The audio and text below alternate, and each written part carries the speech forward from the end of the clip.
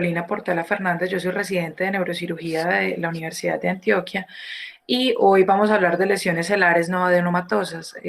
La asesora para esta charla fue la doctora Claudia Gómez, neurocirujana especialista en base de cráneo, y la idea es hacer una revisión de tema a raíz de un par de casitos de la consulta de la doctora. Iniciar primero comentándoles un par de casos clínicos.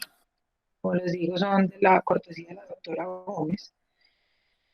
El primero es una femenina de 63 años sin antecedentes previos relevantes. En noviembre de 2019 tuvo un episodio de síncope. A raíz de eso empezaron a estudiar causas del mismo y le hicieron una resonancia de cráneo. De forma incidental, lesión densa al parénquima de la hipófisis, más localizada hacia el infundíbulo de la misma, que estamos viendo las secuencias T1 simple y con contraste, y vemos aquí el TEOS en el cual se observa que la lesión es un poco el físico de esa paciente fue normal y no tenía ninguna alteración campimétrica importante, el perfil hormonal también estaba dentro de rangos normales.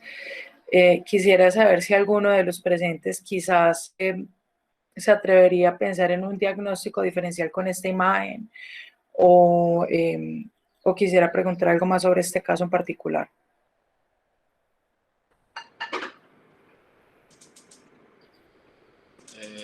No sé, Caro, yo pensaría que por la edad de la paciente una de las causas a descartar es una metástasis. De acuerdo. No ha tenido pues síntomas constitucionales ni tiene factores de riesgo específicos para cáncer, pero sí es algo que se debe descartar. Okay. Bien. Bueno, de todas maneras, esto es para ir ilustrando la charla. El segundo caso clínico de la doctora que ella quería comentar en esta charla es una mujer también de 16 años con antecedente de migraña en la infancia y es una niña que tiene talla alta, no tiene pubertad precoz ni ninguna otra alteración pues como evidente. En diciembre del 2018 consultó por cefalea persistente y pues le hicieron imágenes porque la niña tenía síntomas bastante fuertes y encontraron una hidrocefalia por estenosis acueductal. Se decidió llevar una tercer ventriculosis esternostomía endoscópica y tuvo buena evolución en ese aspecto. Sin embargo, en los estudios para esta misma hidrocefalia le detectaron de forma incidental una lesión pituitaria, por lo cual deciden ampliar estudios endocrinológicos y encuentran que la paciente tenía la somatomedina C elevada. El examen físico, les digo, la niña tenía una talla alta para su edad, no había tenido cambio reciente pues en la talla de zapatos, ligero hirsutismo, sin déficit neurológico ni alteraciones campimétricas. Y con las pruebas, aquí histórico, desde que empezaron el seguimiento en 2019, la niña tenía una somatomedina consistentemente elevada. Sin embargo, cuando se le hicieron las pruebas de hormona de crecimiento postcarga de glucosa, se encontró que la prueba era negativa para acromegalia. El último perfil hormonal, que es de marzo de este año, entonces la en 10 y la somatomedina en 500. Esta es la última resonancia de la paciente. Quisiera saber igualmente con esta imagen se aventura a dar un diagnóstico presuntivo o qué piensa sobre este caso.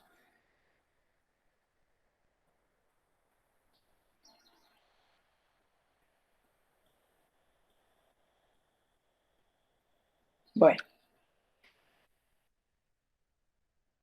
esta niña requiere estudios por parte de endocrinología y neurocirugía y al cabo de un staff y un seguimiento clínico pues que se ha hecho a lo largo de 1 año y medio, llegaron a la conclusión que probablemente fuera un quiste de la hendidura de Rathke por las características imaginológicas y que la elevación de la somatomedina se debía a un estado fisiológico, pues que la niña está en su adolescencia. Entonces, bueno, habiendo documentado estos dos casos, vamos a empezar la revisión. El diagnóstico diferencial de las lesiones no adenomatosas es bastante amplio, a pesar de que son apenas un 10 a un 15% de las lesiones de la silla. Estas lesiones pueden ser neoplásicas, tanto benignas como malignas. Podemos hablar de quistes, de lesiones infecciosas o inflamatorias, o lesiones de origen vascular. es muy amplio, depende de las estructuras comprometidas. Algunas de estas lesiones van a tender a causar más compromiso, digamos, supracelular o paracelular, otras van a tener un compromiso netamente celular y de ello va a depender su presentación. En los datos clínicos orientadores, hay algunas condiciones clínicas que deben hacer pensar en que es más probable que un paciente con una lesión celular tenga una lesión no adenomatosa que un adenoma. Algunos de estos datos clínicos son la diabetes insípida. Los adenomas hipoficiarios rara vez debutan con diabetes insípida, la pueden desarrollar en el curso de la enfermedad, pero no debutan con ella. La hipertensión endocraneal tampoco es una característica frecuente de los adenomas. Presentación alrededor del parto y del embarazo también suele dirigir más hacia lesiones no adenomatosas y neuropatías craneales múltiples, que también suelen ser de lesiones no adenomatosas. Sin embargo, esto todo depende, perdón, del contexto clínico de cada paciente. Entonces, dentro de las muchas lesiones que podemos tener no adenomatosas, vamos a tener dentro del grupo de tumores benignos, los craniofaringiomas, los meningiomas u otros tumores, por ejemplo, schwannomas de localización paracelular, las lesiones que podemos encontrar comprometiendo la silla. Tenemos también tumores de la neurohipófisis, básicamente los pituicitomas y los tumores de células granulares. En cuanto a los tumores malignos, se debe tener en cuenta, como mencionó el doctor Londoño, las metástasis, tener en cuenta especialmente en niños los germinomas, y también podemos tener otro grupo de tumores hematológicos como linfomas, leucemias o histiocytosis que tengan su manifestación en la silla turca. Asimismo, debemos tener en cuenta los tumores melanocíticos que también se pueden encontrar en esta localización. En cuanto a las lesiones quísticas, vamos a tener tres a grandes rasgos: los quistes de la hendidura de Rache, los quistes de inclusión epidérmica, que nos incluyen los quistes epidermoides y los dermoides, y los quistes aracnoideos, que son mucho más raros, pero pues es importante tenerlos en cuenta en el diagnóstico diferencial. En cuanto a las lesiones infecciosas o inflamatorias, tenemos el grupo de las hipofisitis y la sarcoidosis, como los trastornos inflamatorios quizás más frecuentes en esta localización. En cuanto a lesiones infecciosas, debemos tener en cuenta especialmente los abscesos piógenos y la tuberculosis, que si bien son raras, son quizás los agentes infecciosos que con mayor frecuencia afectan esta zona. Los otros gérmenes listados, si bien se han reportado casos de localización celular, son mucho más exóticos que los dos primeros. Lesiones vasculares, básicamente estaremos hablando de los aneurismas de la carótida, bien sea la carótida cavernosa o la supraclinoidea, y fístulas carotidocavernosas que pueden presentarse con síntomas de esta zona de forma indirecta. Entonces, en cuanto al enfoque inicial, es importante tener en cuenta, y esto es una cita del capítulo del libro de Pituitary que escribió el doctor Ciro en conjunto con otros autores. Una anamnesis meticulosa y un análisis cuidadoso de la presentación clínica son de importancia suma, dado que en estos casos estas llevan a un diagnóstico concluyente. Y todas las consideraciones clínicas deberían tenerse en cuenta al momento del diagnóstico inicial, es decir, al momento de yo ver una lesión de la región celular, no debo pensar automáticamente en un adenoma. Se debe tener en cuenta que, si bien lo más frecuente es que sea un adenoma, también puede ser alguna de estas otras lesiones, y es muy importante estar pendiente tanto de las pistas clínicas como imaginológicas para llegar a un diagnóstico preciso y con ello dirigir el manejo del paciente. Entonces, en cuanto al enfoque clínico, la cefalea hay que interrogar sus características. Cuando tenemos cefaleas rápidamente progresivas o cefaleas en trueno, se debe pensar en apoplejías o hemorragias de la pituitaria.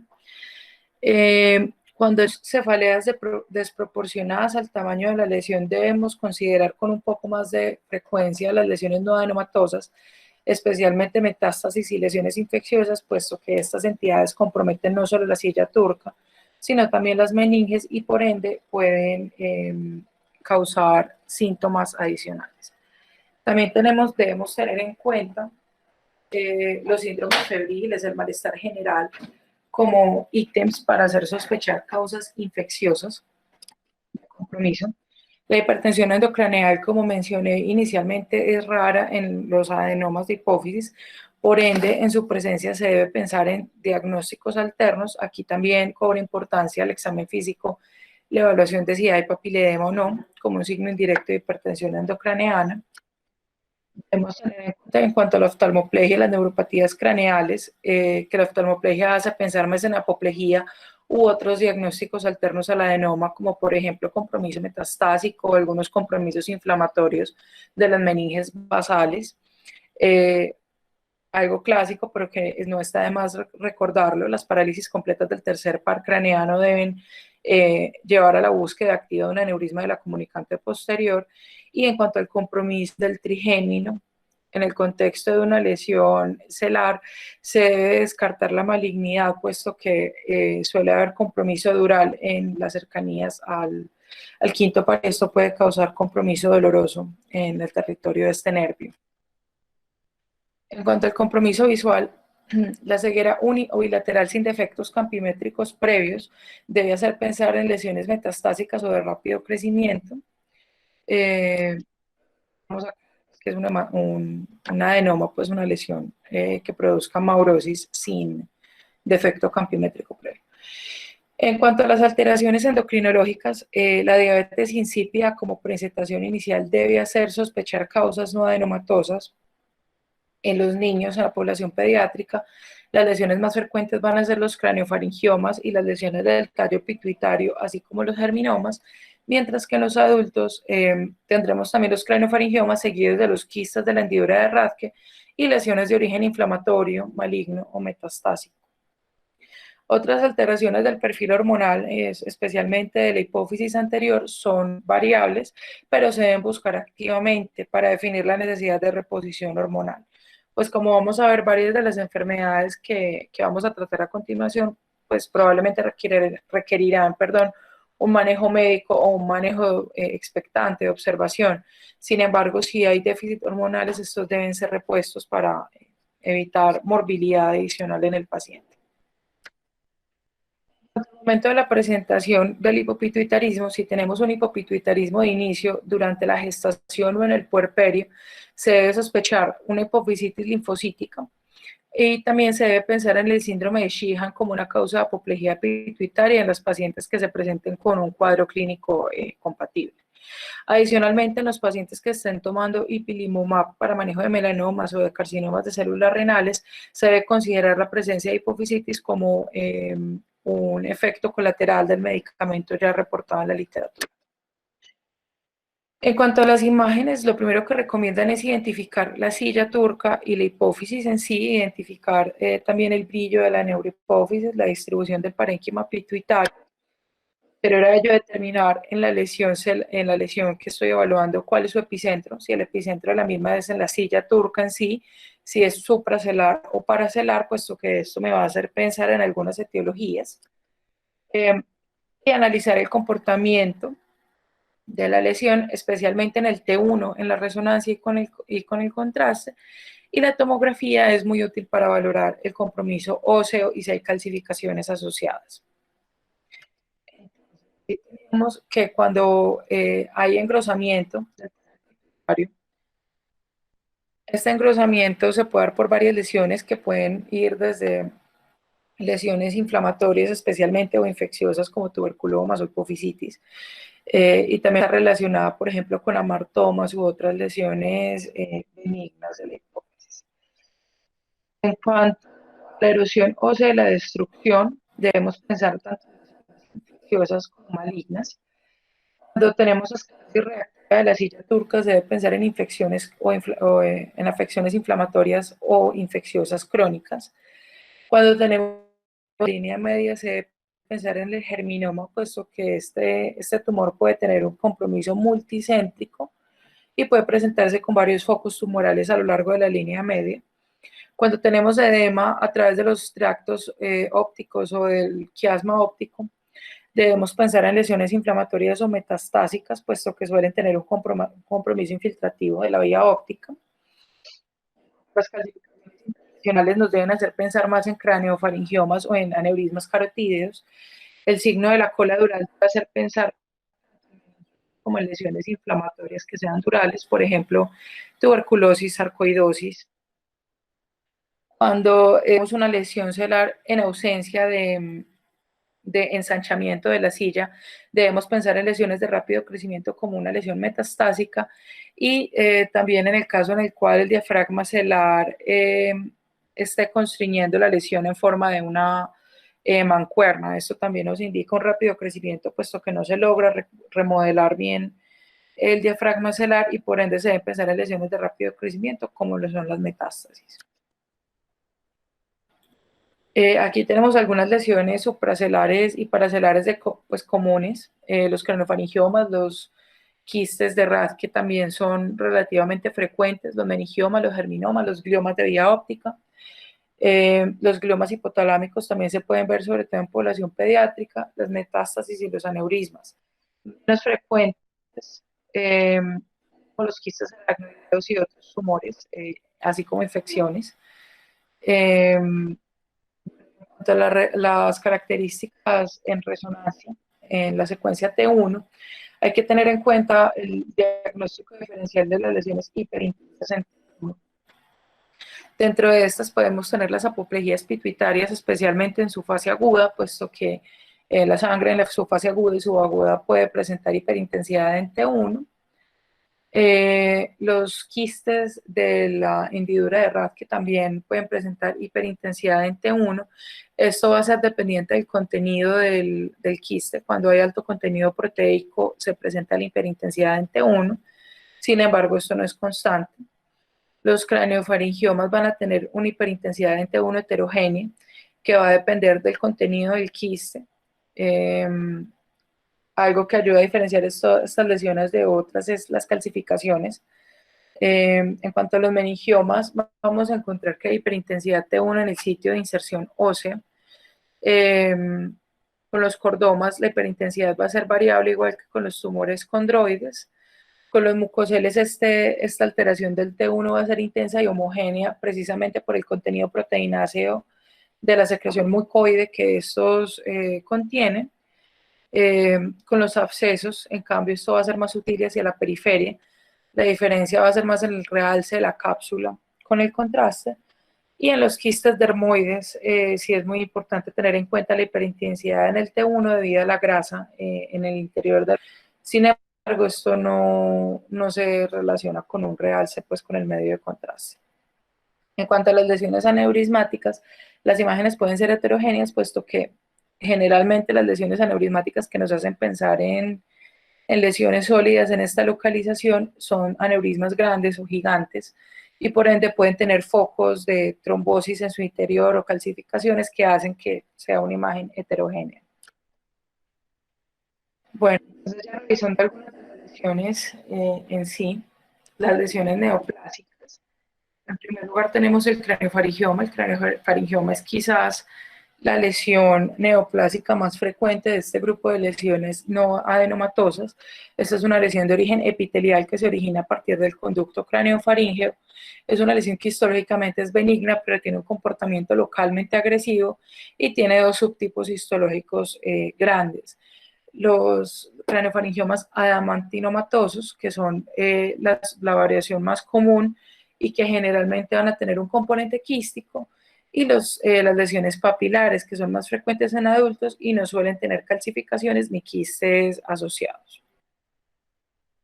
Esos craneofaringiomas representan entre el 2 al 5% de las lesiones intracraneales en adultos y hasta el 15% en niños. Tiene una distribución bimodal en cuanto a su epidemiología. Un primer pico entre los 5 y los 14 años y un segundo pico entre los 50 y los 74. La localización va a ser supra e intracelular en la mayoría de los casos, entre el 53 y el 75%. Sin embargo, esto va a ser seguido por la localización netamente supracelular entre el 20 y el 40% y apenas un 5% de los craneofaringiomas van a ser de localización netamente intracelular. Esto es importante tenerlo en cuenta. En cuanto a la presentación clínica, esta va a depender del tamaño de la lesión al momento del diagnóstico. Suelen presentarse con síntomas visuales cuando se hace el perfil hormonal, y por eso es importante hacer los perfiles hormonales así el paciente esté aparentemente asintomático. Hasta el 95% de los pacientes con clonopharyngioma pueden tener alteraciones, especialmente déficit en cuanto a la hormona de crecimiento, y puede haber otros déficits de hormonas de la hipófisis anterior que se deben buscar activamente. Adicionalmente, hasta el 40% pueden debutar con diabetes insípida y también alrededor de un 20 a un 40% pueden debutar con hidrocefalia. Entonces es importante tenerlo en cuenta para definir qué reposiciones hormonales va a requerir el paciente y qué otras intervenciones, además del manejo de la lesión neoplásica, se van a requerir. En cuanto a la resonancia, el componente sólido va a ser isointenso en T1 e isointenso a hiperintenso en T2 y va a tener realce con el gadolínio, como podemos apreciar en estas imágenes, y el contenido del quiste, su intensidad de señal va a variar de acuerdo con la composición, depende de qué tanto contenido de proteínas tenga el líquido. En cuanto al tratamiento, la cirugía va a tener una morbilidad entre el 2 al 5% en la primera intervención. El tratamiento idealmente debe ser quirúrgico. Es importante tener en cuenta que esta morbilidad aumenta en las cirugías de reintervención 10 al 24%. La radioterapia tiene un papel muy importante en el manejo adjunto de esta patología, especialmente en los pacientes con resecciones incompletas, puesto que mejora el control local, dándonos unas tasas de recurrencia que oscilan entre el 10 a 63% a 10 años, y en algunos tumores pequeños se puede dar radioterapia sola con control satisfactorio del tumor. El quiste puede ser aspirado. Esta técnica, esta estrategia se utiliza especialmente en niños en quienes se requiere postergar el uso de radioterapia para evitar secuelas neurocognitivas graves, y se puede utilizar en conjunto con otras estrategias, como por ejemplo la instilación de medicamentos intraquísticos, entre otros abordajes pues, que se escapan al objetivo de esta charla. En cuanto al pronóstico, la sobrevida a 10 años oscila entre el 80 y el 92%. Sin embargo, esta sobrevida no implica que vaya a estar libre de enfermedad del paciente. En los pacientes con resecciones incompletas, a 10 años las recurrencias oscilan entre el 25 y el 100%. Por esto la importancia de la radioterapia en los pacientes con resecciones incompletas. Y en los pacientes con resección completa, a pesar de ello, hay recaídas hasta en el 60% de los pacientes. Esto lo atribuyen a que puede haber focos microscópicos de lesión adheridos al parénquima cerebral o a los vasos adyacentes a la lesión que no se logren ver, pues, si uno vea una resección macroscópica completa, pero puede haber microfocos que den origen a estas recaídas. Entonces es importante tenerlo en cuenta. En cuanto a los meningiomas son los tumores intracraneales benignos más frecuentes, hasta en el 20% de los casos son estos tumores. Su origen va a ser de las células del aracnoides. Los meningiomas intracelares sí son muy raros, generalmente se originan a través de un foco de aracnoide herniada hacia la silla turca. Sin embargo, hay un grupo de meningiomas de la base craneal anterior y media que van a comprometer la región celar por extensión, como son los tumores del tubérculo celar, los del plano esfenoidal y los del diafragma celar. Estas lesiones van a ser predominantemente supracelares, algunas pueden tener compromiso paracelar, sin embargo pueden causar manifestaciones clínicas afines a esta región, como alteraciones visuales y hipopituitarismo, esto según el efecto de masa que tenga el tumor sobre la lesión. Adicionalmente, en cuanto a la resonancia, recordemos, los meningiomas suelen verse isointensos en T1, isohiperintensos en T2, con un realce homogéneo y pueden tener clasificaciones en forma variable, como vemos en esta imagen, ¿cierto? Este es un ejemplo de un meningioma del tubérculo celar. Y en cuanto al tratamiento, debe ser quirúrgico, pero hay que tener en cuenta, y esto aplica en general a todos los meningiomas de la base del cráneo, la morbilidad posoperatoria. Por eso en los últimos años se han utilizado nuevas estrategias de radioterapia, especialmente en el caso de recurrencias o en el manejo del lecho, en lesiones grado 2 o grado 3, o inclusive la radiocirugía, en lesiones con difícil abordaje quirúrgico, en las cuales se puede buscar un control tumoral con esta estrategia. Los germinomas, estos pues van a ser tumores de células germinales intracraneales. El pico de presentación va a ser en la niñez y la adolescencia. En la resonancia vamos a tener que son lesiones hipointensas en T1, hiperintensas en T2, con realce variable con el gadolinio. Aquí tenemos un ejemplo del tipo post-contraste. Y es importante, perdón, en las tomografías su alta celularidad hiperdensas. Cuando lo estamos viendo en el departamento de urgencias, sospechar este tipo de lesiones, tenerlas dentro del diagnóstico diferencial cuando tenemos lesiones de línea media con estas características. Los germinomas tienen varios patrones de presentación intracraneales. Vamos a tener un grupo de germinomas que se originan del hipotálamo ventral y que se van a proyectar hacia la región pineal. Vamos a tener otro grupo que vienen desde la porción anterior del tercer ventrículo, que son los que se extienden a la fosa pituitaria. Y hay un tercer grupo, que es el menos frecuente de los tres, que son los tumores netamente intracelares, que también se deben tener en cuenta. Presentación clínica, más del 80% debutan de los germinomas que tienen pues compromiso hipotalámico o pituitario con diabetes insípida. Adicionalmente, pueden debutar con alteraciones visuales según la localización de la lesión y puede haber alteraciones hipotalámicas que deriven en obesidad u otras características pues, de síndromes diencefálicos. Entonces es importante recordar que en estas lesiones la quimioterapia y la radioterapia tienen una muy buena respuesta con remisiones de hasta el 80% e inclusive superiores con los esquemas más nuevos. Entonces es importante, si se está sospechando este tipo de lesiones, pues tener en cuenta el manejo quimioterapéutico y radioterapéutico antes de considerar una cirugía. Es importante tener en cuenta también que se deben tomar marcadores tanto en sangre como en líquido cefalorraquídeo para el diagnóstico de estas lesiones, tanto de los germinomas como de otros tumores de células germinales, si bien este es el más frecuente. Tenemos otro grupo de tumores que son los tumores positivos para TTF1, ese es un nuevo nombre bajo el cual agruparon, a varios tumores primarios de la neurohipófisis, dentro de estos el pituicitoma, los oncocitomas de células en uso y los tumores de células granulares. Esto puesto que tienen un comportamiento similar y tienen la expresión de este factor en conjunto. Los pituicitomas, que son los más frecuentes de este grupo de tumores, son lesiones gliales de la neurohipófisis y del tallo hipofisiario. Se presentan principalmente en mujeres jóvenes y de edad media con cefalea y con hipopituitarismo. Lo que vamos a encontrar en la resonancia van a ser lesiones hipointensas en T1, hipoaisointensas en T2 con un realce homogéneo con el contraste. Como vemos en este ejemplo, ¿cierto? Esta ranurita, hipointensa aquí en el le damos aquí intensa con el contraste y intensa aquí constitutivamente en el T1 y aquí la vemos ya con el contraste, pues con el gadolinio. El manejo de estas lesiones va a ser quirúrgico cuando es necesario, dependiendo de los síntomas que provoquen.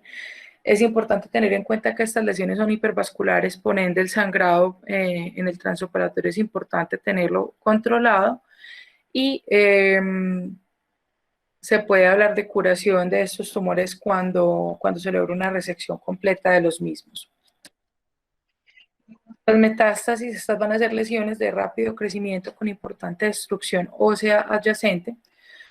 Menos del 1 más acelares y paracelares van a ser metástasis y se van a presentar principalmente entre la sexta y la séptima década de la vida, sin una preferencia específica por un sexo, siendo 2/3 partes de estas provenientes de carcinomas de mama o de pulmón. Sin embargo, casi cualquier tumor puede metastatizar a la silla turca. En cuanto a la presentación clínica, un poco menos de la mitad de los pacientes van a tener diabetes insípida. Hasta el 30% pueden debutar con déficit visuales, alrededor de un 23% debutan con hipopituitarismo y un 21% puede debutar con neuropatías craneales múltiples. Esto recordemos porque generalmente estas metástasis celares se asocian a compromiso leptomeningio, por eso es que pueden presentar con relativa frecuencia neuropatías craneales múltiples asociadas. El manejo va a depender del pronóstico de la lesión primaria y por eso es importante en estos casos aplicar todos los scores pronósticos para metástasis cerebrales y basado en ello definir un manejo óptimo que pues, permita tener una calidad de vida aceptable al paciente, pero también teniendo en cuenta su pronóstico. Este es un ejemplo. Esto es una paciente que tenía un TA de mama, pues, lesiones tanto supra como infratemporales quísticas. Adicionalmente, vemos el engrosamiento aquí de la a pesar de que aumenta de tamaño, no presenta ensañamiento. En esta imagen se ve además una característica importante de las lesiones metastásicas. El tallo policial está lateralizado y eso pues también orienta un poco a este tipo de etiologías en cuanto a las imágenes. En cuanto a las lesiones quísticas, primero de los quistes de la hendidura de Raschke, la localización va a ser entre la parte anterior y el proceso infundibular. Se puede encontrar hasta en una tercera parte de las hipófisis en estudios cadavéricos. La mayoría de estos quistes van a tener un pequeño componente supracelular, sin embargo, van a ser intra y supracelares en estos casos. Los quistes de Raschke netamente supracelares son supremamente raros, entonces generalmente vamos a tener una lesión que sea solo intracelular o que sea intracelular con un pequeño componente supracelular como presentación en la imagen. La presentación clínica en su gran mayoría son lesiones que miden menos de 2 centímetros y son asintomáticos, entonces no requieren nada más allá de un seguimiento. Sin embargo, cuando hay síntomas, estos pueden ser por alteraciones visuales, por efecto compresivo sobre la vía óptica, por hipopituitarismo y también puede haber cefalea en algunos casos. En cuanto a las imágenes, en las tomografías vamos a ver una lesión hipodensa que no realza con el contraste, sin calcificaciones. Esto es importante para diferenciarlo de otras lesiones como por ejemplo el craneofaringioma. Y en cuanto a la resonancia, la intensidad de señal va a ser variable según el contenido del quiste, tendiendo a ser hiperintensa en el T1 si hay quistes con contenido proteináceo. Aquí un ejemplo de un cerras que intracelular y supracelular, vemos cómo la lesión tiene unos nódulos. Es otra característica que ha de pensar en quistes de la hendidura de Raschke y es por acúmulos de proteínas dentro del contenido de ese quiste. Cuando hay realce con el contenido, que generalmente no lo hay, es un realce muy sutil alrededor de la cápsula del quiste. Básicamente esa es la imagen. En cuanto al tratamiento, como ya les mencioné, se puede hacer vigilancia en algunos casos en los que no haya síntomas ni alteraciones hormonales. Cuando hay alteraciones hormonales se debe hacer la reposición hormonal correspondiente y en los casos en los cuales haya síntomas por el efecto de masa se debe llevar a cirugía, preferiblemente ruta transesfenoidal.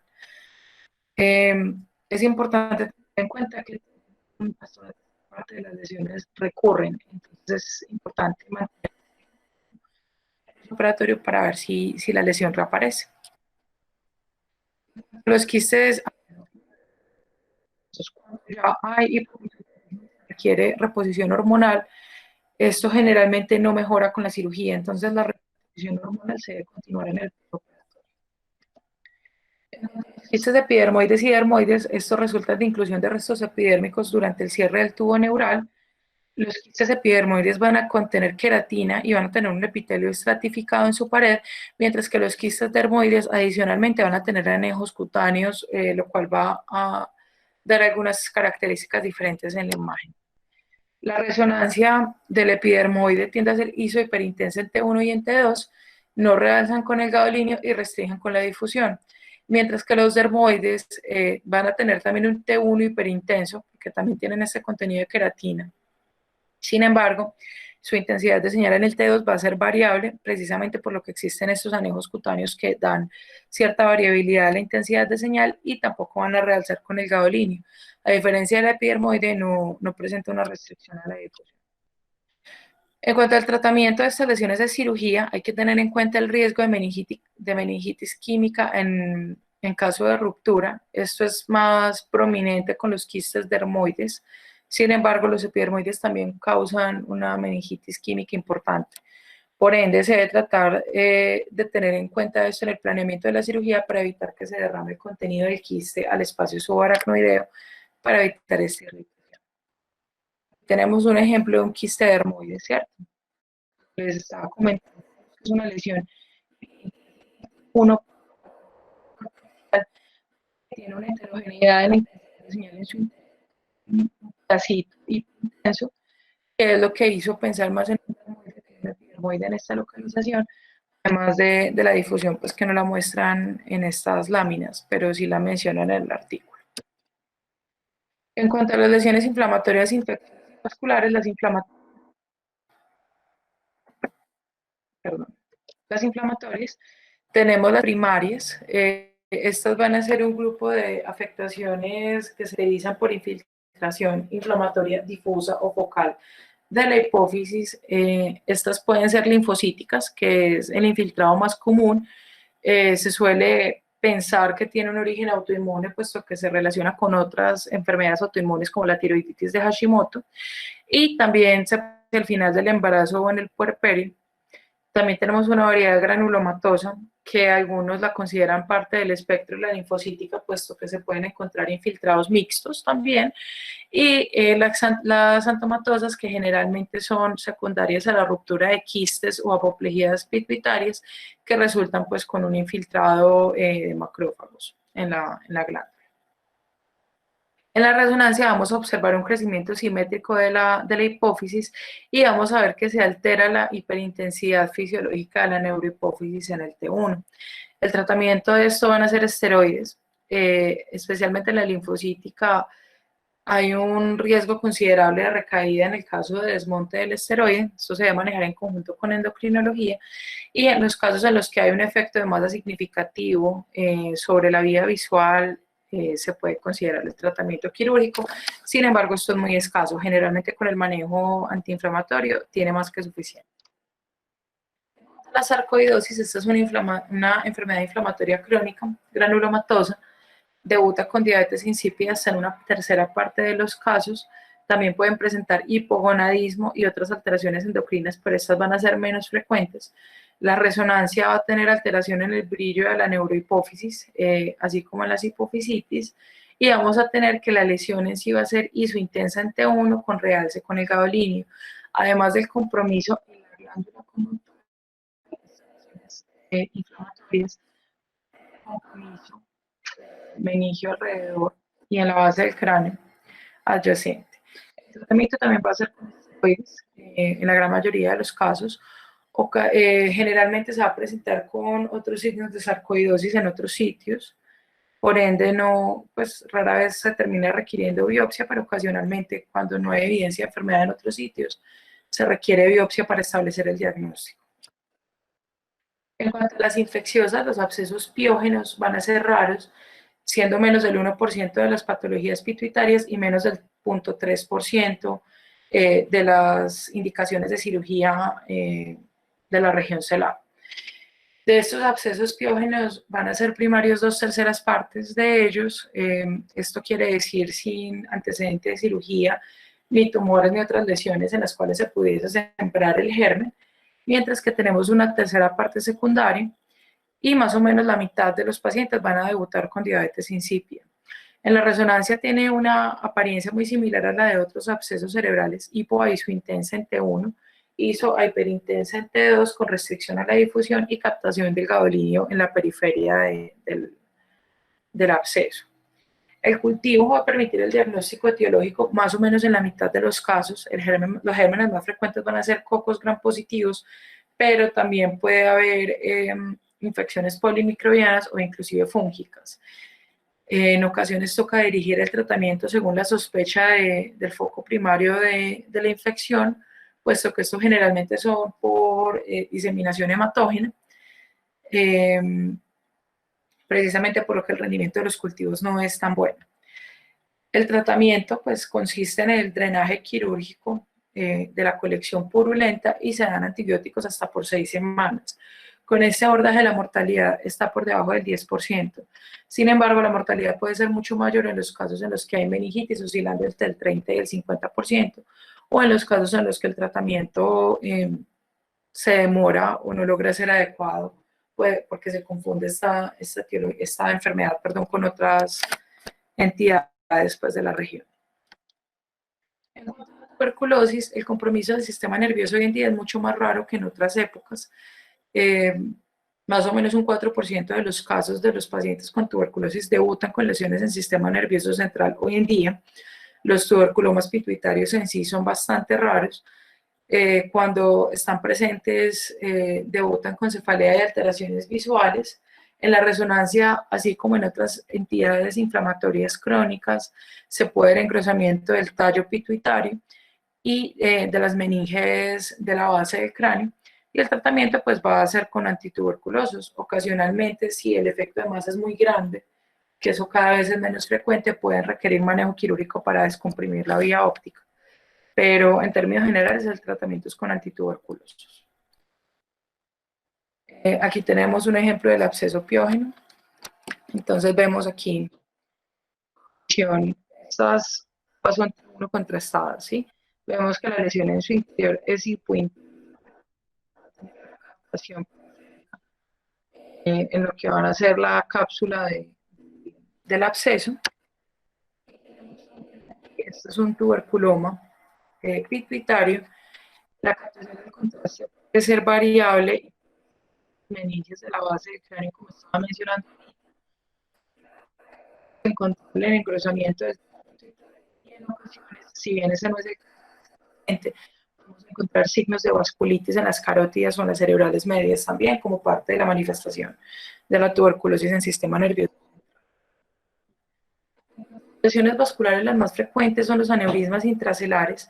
Estos pueden simular un adenoma, por lo cual se debe hacer una diferenciación cuidadosa. Con la tomografía vamos a tener, cuando hay contrastada, que esta lesión va a tener un realce homogéneo con el contraste.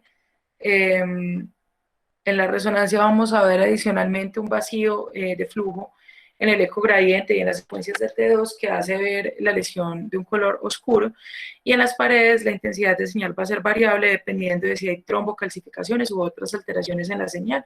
Adicionalmente podemos ver una especie de remolino en el interior de la lesión que me indica también un flujo turbulento, y la idea es, pues una vez uno sospecha una lesión de estas con las imágenes, se debe hacer una imagen vascular dedicada para definir si realmente es un aneurisma, ¿cierto? Sea esto una arteriografía convencional o una angioresonancia, perdón, o una angiotac. Imágenes se deben valorar cuidadosamente para definir el origen de la lesión y el manejo de la misma. Dependiendo de la morfología del aneurisma, puede ser candidata a manejo endovascular o en algunos casos, especialmente en el caso de aneurismas gigantes, puede ser necesaria una reconstrucción del vaso pues vía abierta. Eso ya depende pues como de cosas específicas de la lesión. Aquí un ejemplo, ¿cierto? Esto es la hiperintensidad. Es lo que me estaba refiriendo ahorita con trombosis parcial del aneurisma. En cuanto a las fístulas carotidio-cavernosas, si bien estas no van a ser lesiones de la silla turca en sí, las alteraciones del flujo y la hipertensión venosa que producen pueden afectar la función pituitaria y pueden dar síntomas visuales muy similares a los que dan el resto de estas lesiones, por ende es importante tenerlas en cuenta dentro del diagnóstico diferencial. Bueno, eso era lo que tenía para comentarles ahora. Muchas gracias a todos. Si quieren, hablamos un poquito de los casos que presentamos inicialmente, si les parece.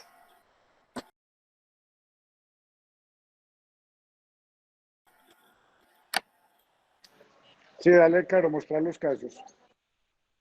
Voy para allá.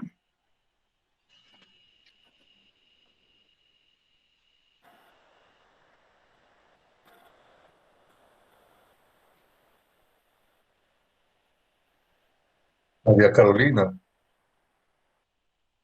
Profesor.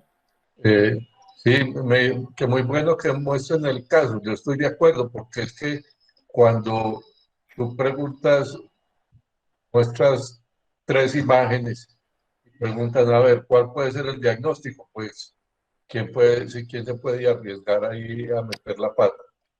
O de pronto a tener el diagnóstico No, correcto. claro, profe, Seguramente. la idea era ver qué se podía discutir antes, pero pues obviamente la idea era comentarlos bien ya posteriormente.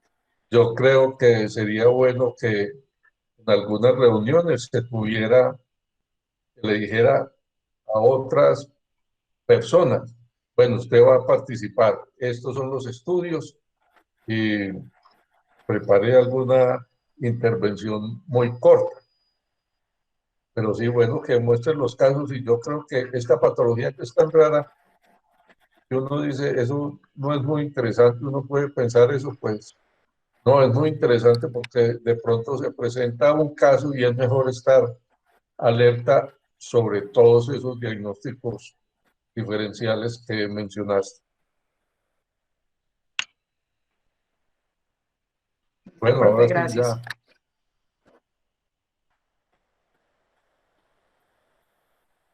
Bueno, entonces nuevamente tenemos una mujer de 63 años, no tiene antecedentes previos.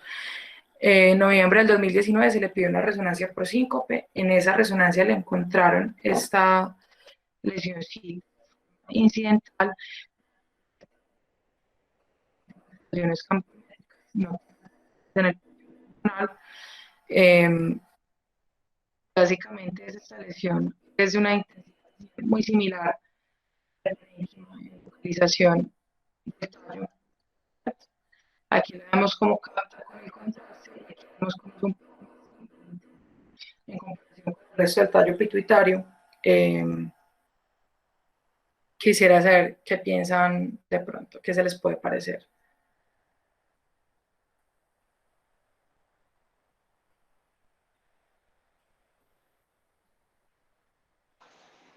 Yo no me arriesgo, no sabría qué es.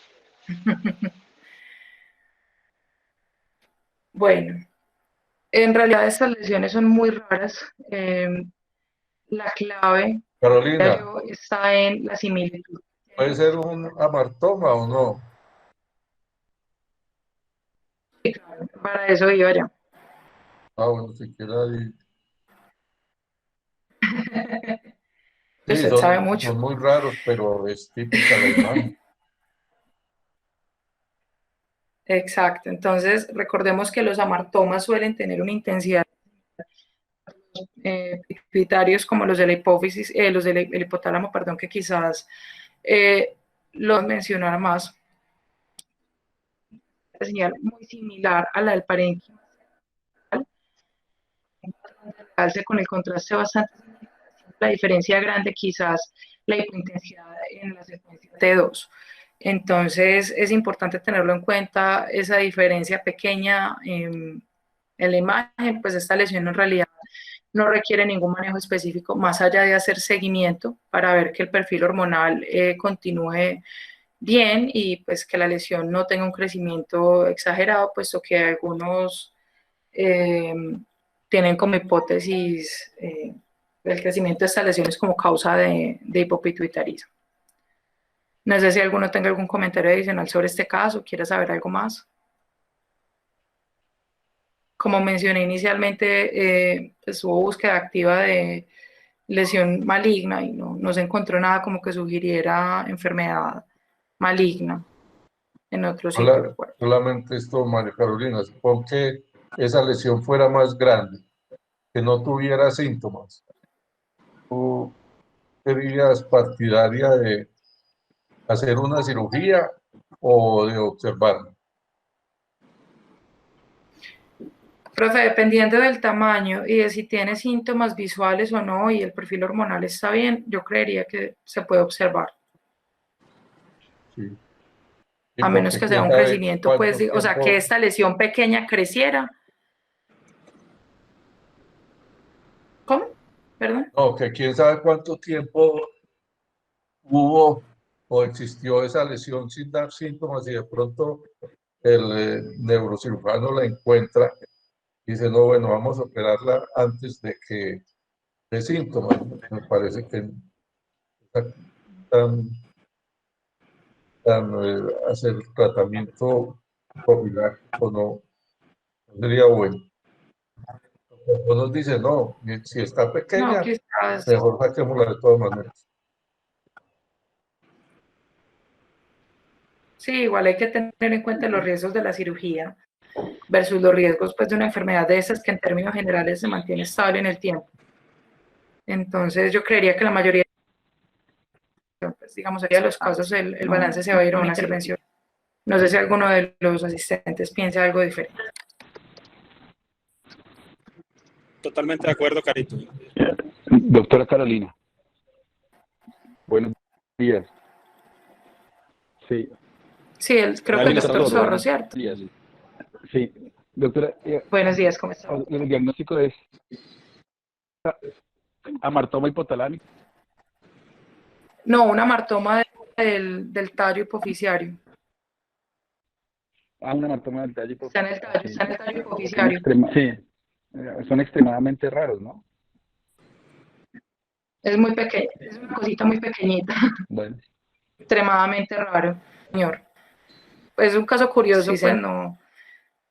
Sí, es curioso, digamos. Yo asumo que por eso o sea, decidió la doctora traerlo. a la conclusión solamente por la imagen de la resonancia. La imagen y el seguimiento es Para, no, tiene algo más.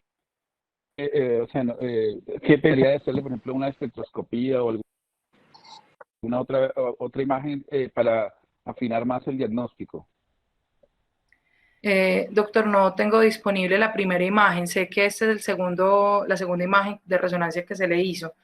Creo que no se hizo espectroscopia ni nada más, sino solo con la resonancia llegaron a esa conclusión. Buenos días, doctor Zorro, ¿cómo está? Buenos días. ¿Aló? Buenos días. Profe, yo creería que una espectroscopía en esta situación sería difícil. Yo sé que el diagnóstico queda un poco en el aire y la confirmación, o sea, yo no hablaría de que tenemos un diagnóstico de una amartoma. O sea, yo diría que en este caso, Carolina, es un diagnóstico presuntivo. Y por el seguimiento uno lo podría sospechar, pues, pero como dijiste, no creo que tengamos una confirmación histológica. Primero porque en estos casos la conducta casi siempre es expectante cuando las lesiones no tienen efecto de masa, no tienen síntomas y no están en crecimiento, como lo dijiste muy bien. Ahora, utilizar otras técnicas avanzadas de imagen como la espectroscopía en el tallo hipofisiario, doctor Zorro, yo creería que no es tan posible por el volumen pequeño y por estar rodeado de estructuras que nos harían falsos positivos en la espectroscopía o no nos darían un buen rendimiento. Entonces, lastimosamente, en algunas lesiones en el tallo hipofisiario nos quedamos con la duda del diagnóstico. Buenos días, ¿cómo están? No sé qué piensa, doctor. No, pues, es decir, yo pienso que es un diagnóstico presuntivo, ¿no? Sin histología, hay que esperar la evolución del paciente, ¿no? Totalmente de acuerdo.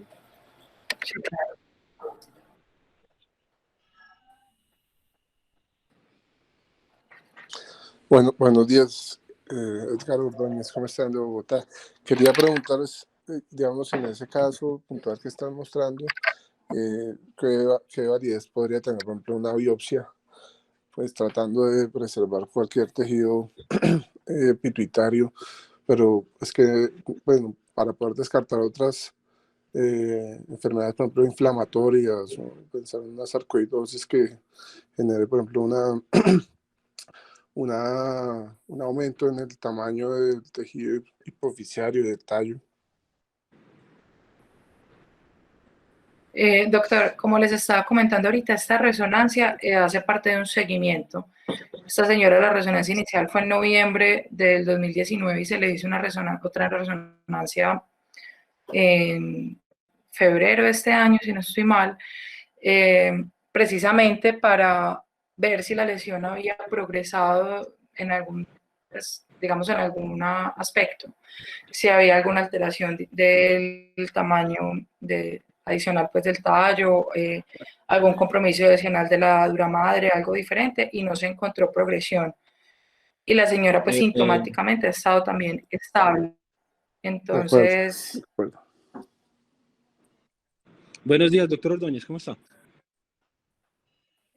Ahora no se ha considerado una biopsia. Doctor Ordóñez, buenos días. Doctor Ordóñez, yo creería que, bueno, el riesgo-beneficio en los pacientes que tienen lesiones en el tallo hipofisiario, no en la hipófisis, sino en el tallo hipofisiario, ir en busca del diagnóstico histológico, creo que la balanza no va hacia cirugía.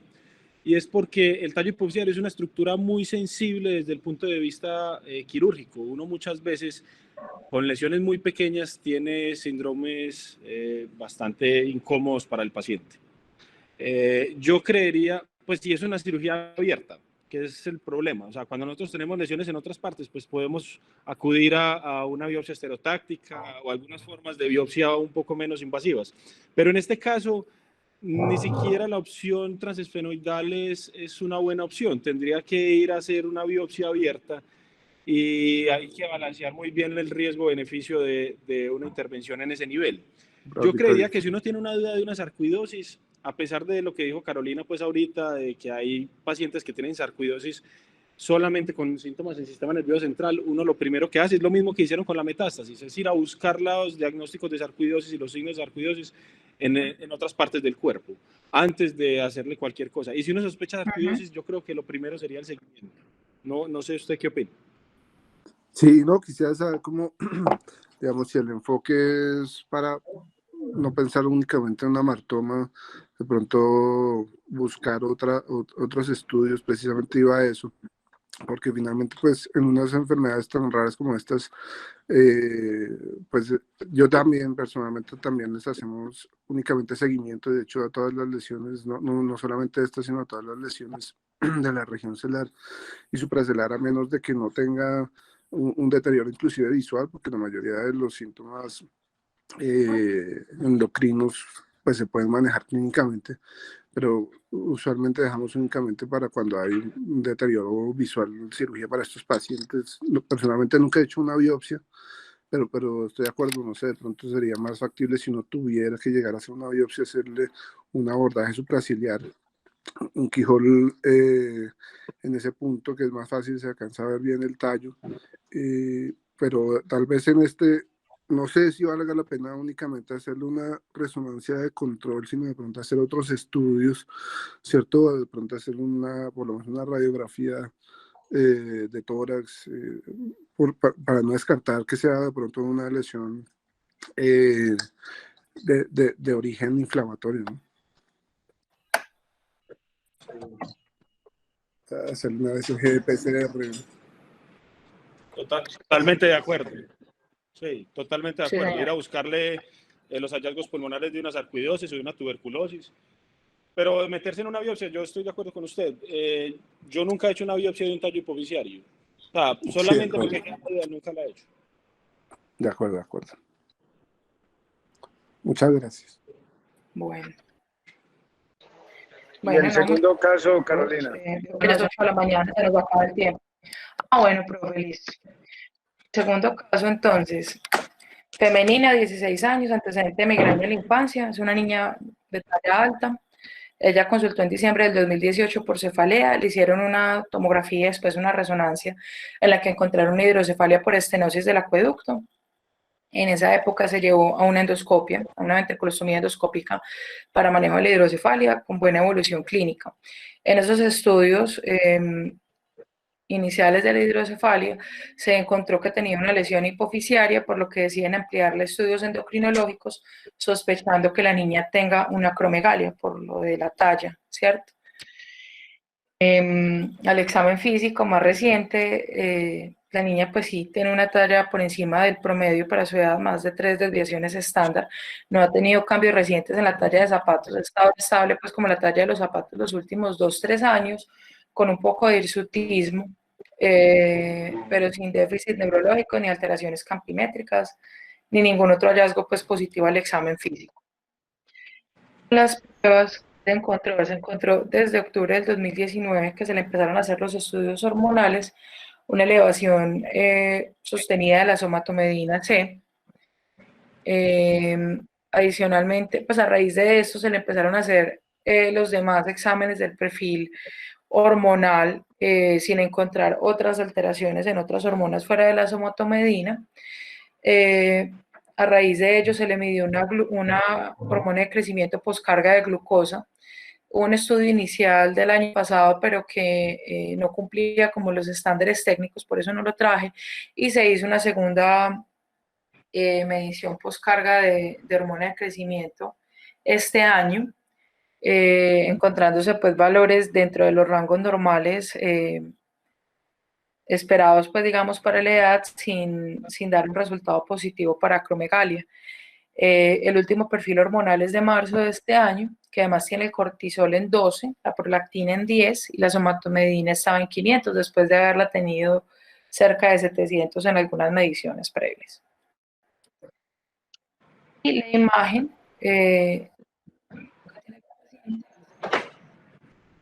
la niña fuera de tener su somatomedina elevada no tiene ningún otro síntoma, no tiene ninguna otra alteración hormonal, tiene una talla alta pero no tiene otros signos clínicos de acromegalia y ha estado pues en seguimiento conjunto con endocrinología y neurocirugía. Como les comenté ahorita al principio, pues la imagen después de mucho ponderarlo y de hacer todos estos exámenes hormonales, se llegó a la conclusión que era un quiste de la hendidura de Rad, que sin embargo fue un diagnóstico difícil de llegar, precisamente por esa alteración hormonal pues, inicial que les estaba comentando.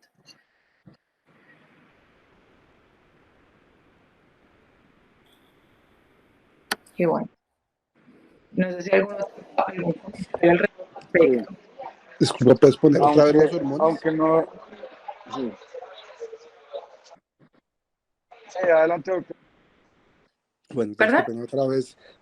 ¿Me puedes poner otra vez el perfil hormonal? Sí, claro. Un momento, ya lo vuelvo.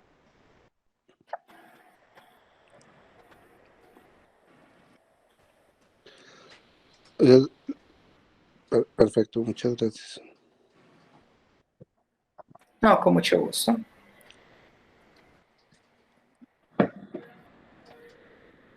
Bueno, aunque no es del caso en este paciente, yo quiero saber si alguno de ustedes tiene experiencia en transposición de la hipófisis por vía transesfenoidal para resección de lesiones supracelares por vía endoscópica.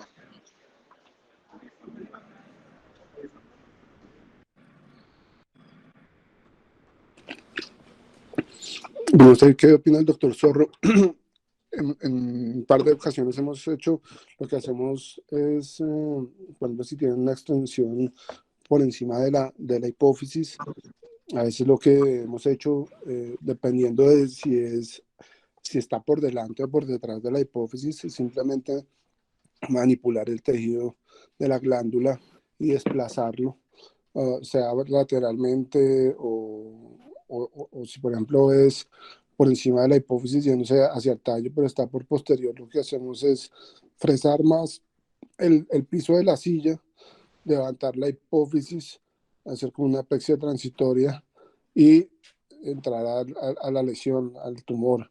No sé ustedes qué opinan, pero en general las lesiones, yo sé que hay sitios en grandes centros donde les hacen, aunque sea solo por tener una patología, les hacen cirugía transesfenoidal, pero la mayoría de sus pacientes pueden hacerse también seguimiento y hacer manejo médico únicamente y observarlo, que son igual lesiones que la gran mayoría de ellas no, a menos de que presenten inicialmente con síntomas, ¿cierto? Pues que estén afectando su salud, en este caso, pues que no se pudiera manejar el aumento de la somatomedina desde el punto de vista médico, pues ofrecer el manejo quirúrgico, pero en términos generales, como decía ahorita el doctor Londoño, pues muchas veces más grande el riesgo que el beneficio. No sé qué opinan ustedes.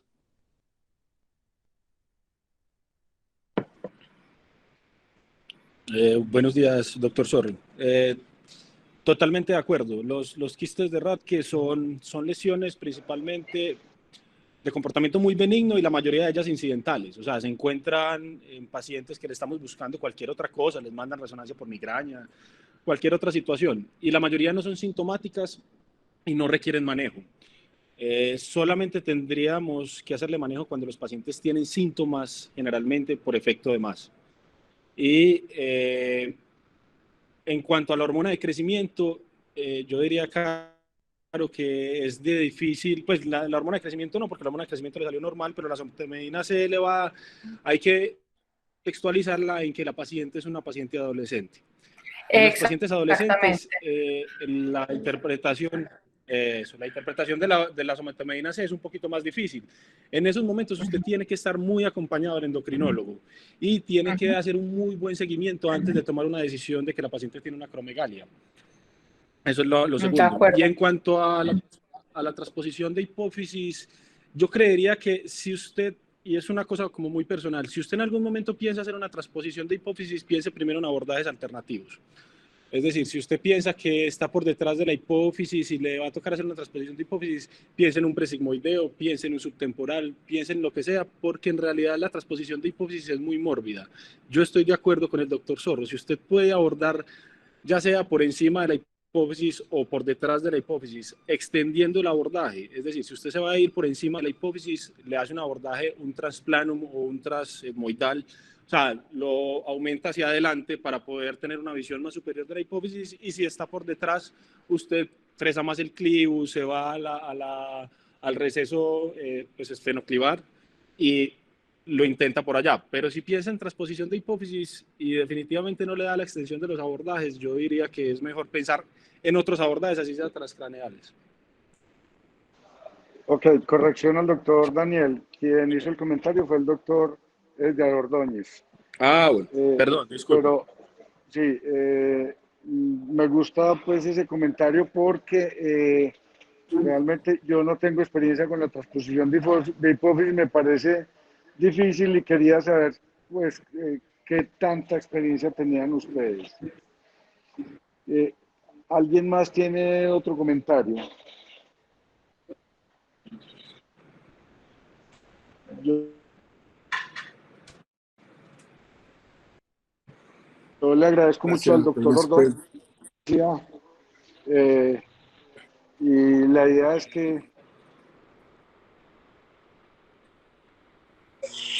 muchas gracias, doctor Ignacio, le agradezco mucho y les agradezco mucho por la charla. Realmente el doctor Zorro y yo siempre estamos aquí. Las internacionales. Una pregunta. Siempre.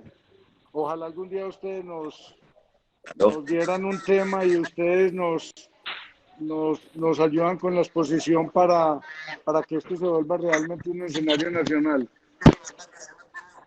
Claro que sí, muchas gracias. Claro que sí, doctor. Muchas gracias. ¿Alguno iba a hablar? Me dio la impresión.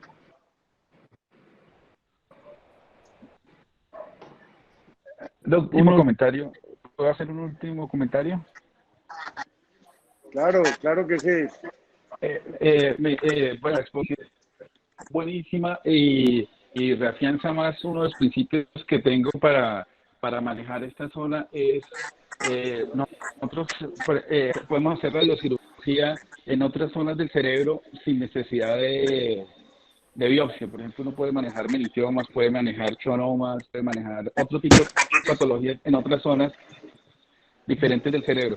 Pero yo creo que un principio que aprendí en radiocirugía es no irradiar un paciente sin un diagnóstico histológico.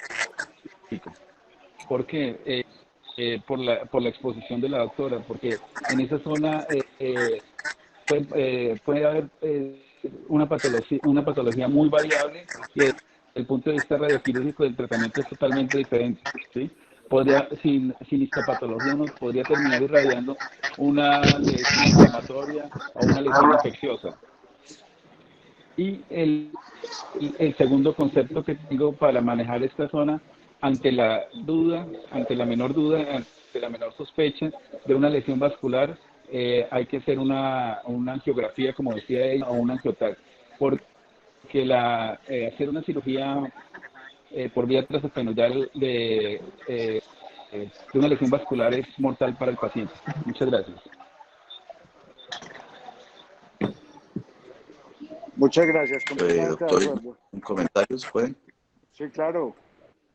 Adelante. Habla Gabriel Vargas de Bucaramanga. Muy buena exposición, doctora.